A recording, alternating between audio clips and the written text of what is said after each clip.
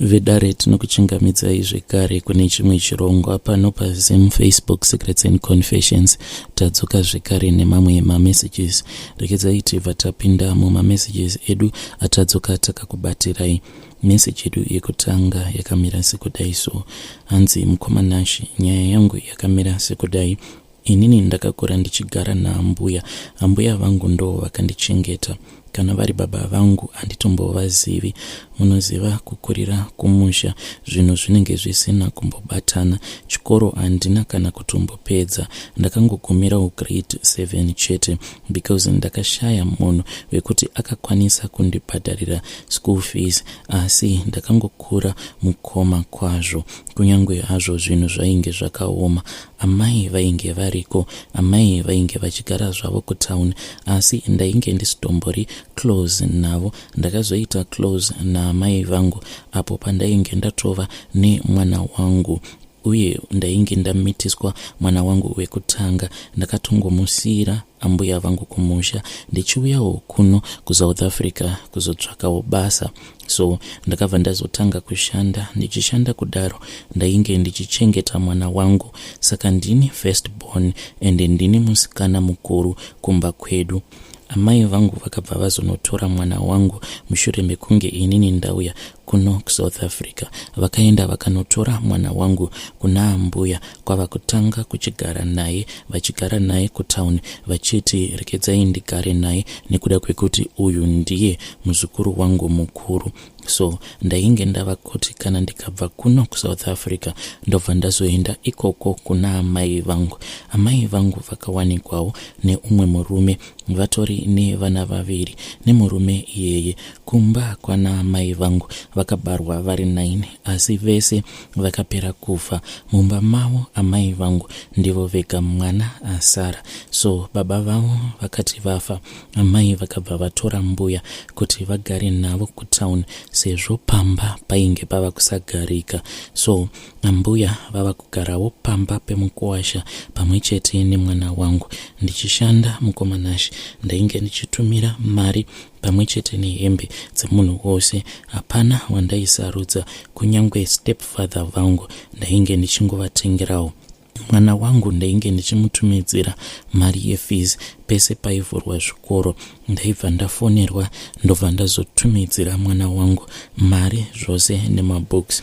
So mwana wangu akatanga kubhadharirwa school fees iyo yandainge ndichitumidzira kubva grade 1 kusvika grade 3 second term. Mari haina kana kuzombobhadharwa zvamuchose. Mwana akazongoramba oenda kuchikoro, asi ainge ava kusapiwa report. Ndakabvunza kuti why mwana ainge asiri kupiwa report yake kuchikoro. Ndikabva ndanzi painge paine chikwereti $20 ndokusaka maticha vainge vachimunyima mareports ake. So ndakabva ndazorwara. Ndakati ndarwara kudaro ndokubva ndazofunga kuti zvainge zviri nani kuti ndinge ndichidzokera kumusha, asi ndisati ndarwara ndainge ndakatombopiwa dzimwe tsananguro. Tsananguro idzi dzandakapiwa dzainge dziri dzekuti kana warwara unge uchizoenda kunobatsirwa kuchivanhu kana kuti kumasowe, nekuda kwekuti dambudziko racho rinenge riine chivanhu mukati.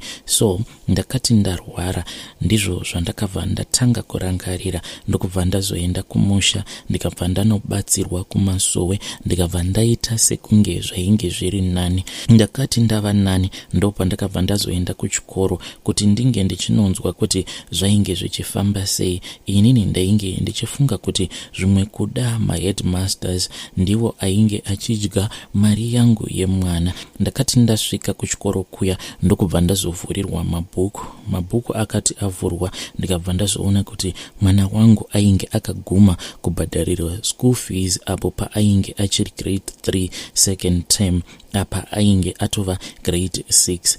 Ndakabva ndadzokera kumusha ndokubva ndavabvunza amai kuti why vainge vasina kundiudza kuti mwana haasi kubhadharirwa school fees.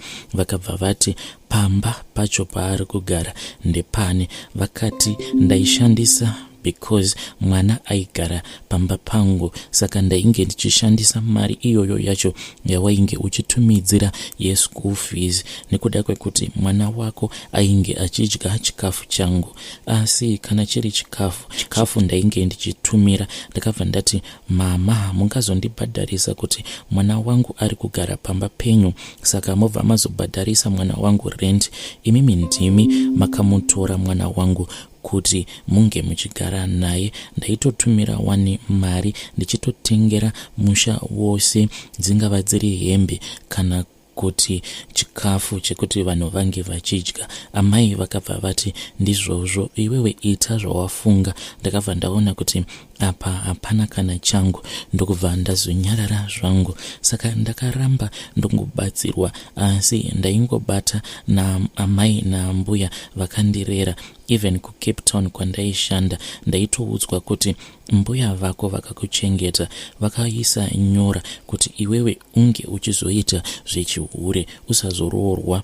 Kubva ndichiita mwana, handina murume akambondibvisirawo tsvakirei kuno, kana kuchengetwawo nemurume handitombozivi. Zvese ndinoita ndega. Even kana zvikanzi ndikaita boyfriend, ndinenge ndichingosafa, iye anenge asingambondipi kana chinhu. Kana kushanda handizivi kuti mari yacho inoshandei. Ndakasiyana nazvo mukomanashi. Ndaiti ndauya neminamato ikoko kumba, vaiti usapinda neminamato yako pano, vobva vazorasa mbiya dzangu vachinditi handiiti zvemasowe pano. Ndakazobva ndokubva ndazodzoka kuno kuJoni, ndaona kuti pano hatisi kana kutombowirirana. Ndakabva ndazotanga kushanda kuno. Ndaiti kana ndashanda ndaitumira vana vangu ndisingatarisi kuti zvazodii, asi handina kuzoramba ndotumira imba yose, nekuti ndainge ndaona kuti havanei neni kana nekurwara kwangu. Chavaingoda zvainge zvingori zvinhu zvangu chete. Ndakagara ndikabva ndazodzokera zvekare kumba. Ndakazoona kuti mararamiro acho zvainge zvisingatomboiti. Amai vaindida ndiine mari, asi kana mari yapera yobva hondo yacho yaibva yatotanga. So ndakati regai ndiende kuJoni ndinozvigarira hangu kuJoni zvamuchose. Ndabva kumusha, ndainge ndatodzingwa naamai nekuda kwekuti ndainge ndisisina kana mari. Ndakabva ndazogara kuno kuJoni, ndikabva ndatanga kurarama semunhu ainge asitomborina kana amai. Asi amai vakabva vazonditevera kuno kuJoni, vakati vanhu vainge vachida kundipesanisa inini newe, inini saamai vanguwo. Ndikabva ndati regai ndinge ndichingovaregerera. Ndakabva ndazotanga kutumidzira futi mukomanashi, asi kwete musha wese. Amai hembe ndaitengawo apo neapo, kwete sezvandainge ndichiita sepakutanga. Ndakabva ndazoita dambudziko mukomanashi. Ndainge ndava kusatorara zvamuchose. Usiku ndainge ndichitoona zvikwambo. Ndaiona vanhu vakafa vekudzinza raamai, ndichirwa navo usiku hwega hwega. Ndaisarara each and every day, ndainge ndichirwidzwa. Ivo vaifunga kuti ndikasvika kuno ndichatambura, asi handina, nekuda kwekuti Mwari havakupi nhamo kaviri. Ndakasvika ndikabva ndazotanga kuita basa rangu rehouse girl. Ndainge ndichitotambira 10,000 rands per month. Nanhasi ndo yandinotambira 10,000 rands iyoyo per month. Asi pamari yese iyi, kana ndikati ndinge ndichitawo chinhu chinoonekwa, ndinobva ndazotanga kurwara. Kana ndakarara ndinotoitwa mukadzi nechimwe chinhu each and every day. Ndinotorara ndakatopfeka munyu kana kuzora vumbela.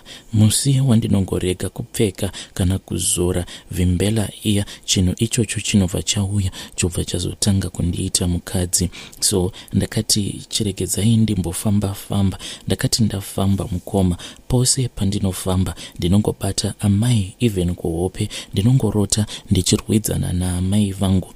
So ndakati regedzai ndinge ndichimboendawo kuZimbabwe, ndinge ndichienda kunobatsirwa. Ndakati ndasvika ndakabva ndazvionera ndega paglass. Ndakaenda kune vaya vanonzi Sekuru Tasvu.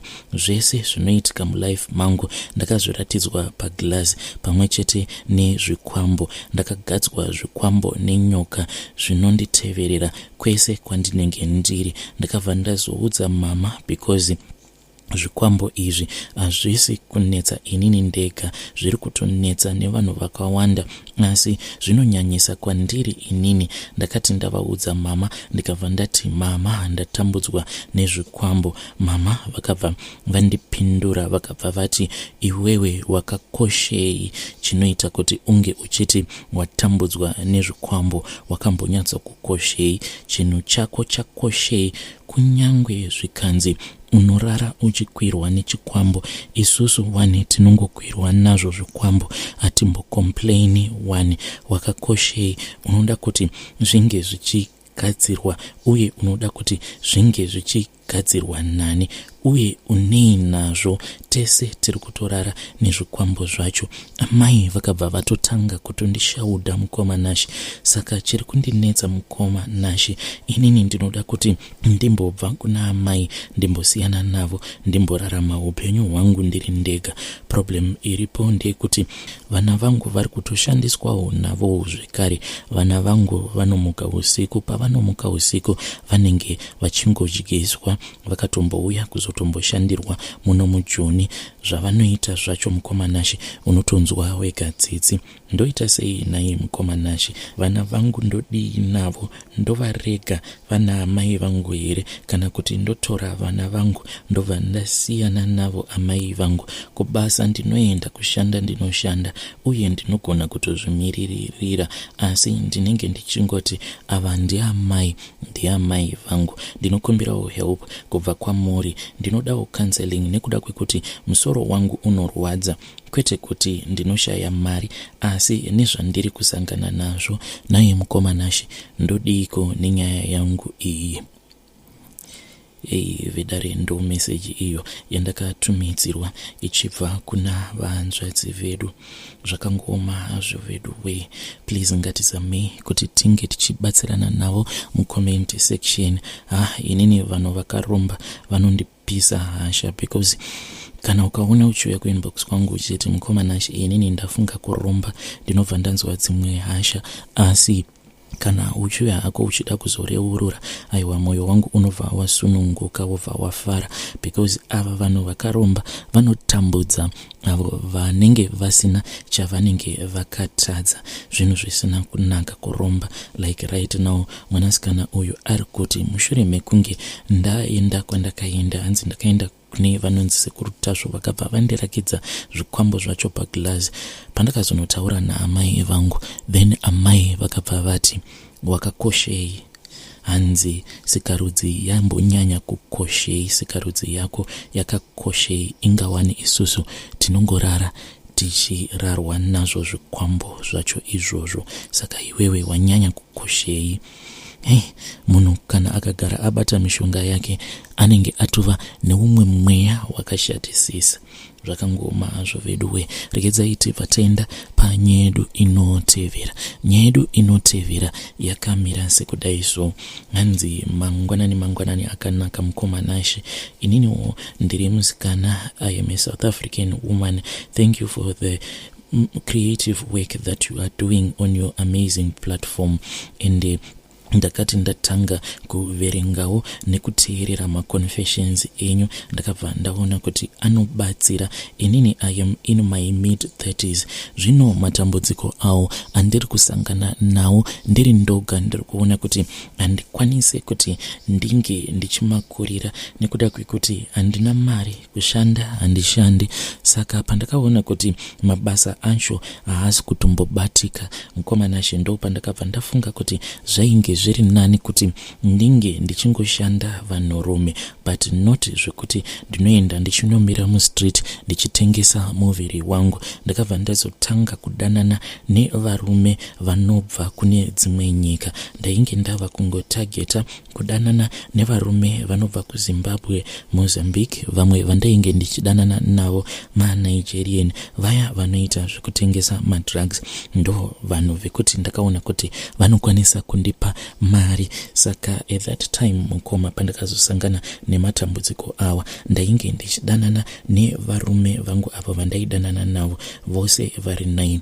Umwe neumwe ndainge ndiine sim card rake iro randaimeka sure kuti ndiye anonditengera, ndichiitira kuti vanhu ava vange vachizondibhilivha. Ndakatanga ndichashandisa cellphone 1 kudzamara ndazotanga kushandisa multiple phones. Right now ndine mafoni angu 6 andinoshandisa, so kana kuri kunzi ndikaenda kusleep over kweumwe murume ndinobva ndazoisa sim card iro racho raanenge akanditengera zvekare neWhatsApp, then imwewo WhatsApp ndinobva ndazoihaidha, ende ndokamuraramiro kacho kandiri kuita.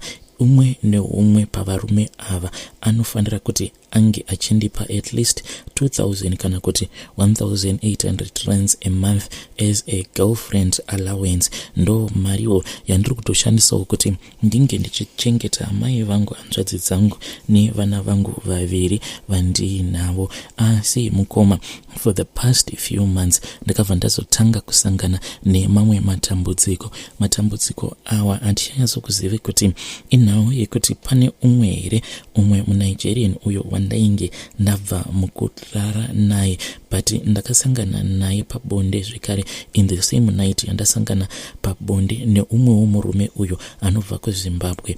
Saka handichazivi kuti akandigadzira pakati pavo ambori ani, because ndine nguva yekuti sikarudzi yangu inotombopota ichizvimba, inenge ichiita sekunge inenge ichipombwa mweya. Kana yazvimba kudaro inobva yatombovhara, kutovharika chaiko zvekuti ndinotombotambudzika kana kuri kunzi ndinenge ndichida kuenda kuchimbuzi kunorasa mvura, because sikarudzi yangu inoita sekunge yakapombwa mweya zvekuti inenge yakavhara, ende mweya uya paunenge wava kubuda dzimwe nguva ndinotombonzwa sound yacho, mabudiro acho ainoita ndinonzwa sekunge pane munhu anenge achikweva mweya kusikarudzi yangu. Ndakatanga ndichambofungidzira kuti zvimwe kuda chainge chiri chirwere chepabonde chandainge ndapiwa, asi ndikuona kuti hachisi chirwere chepabonde.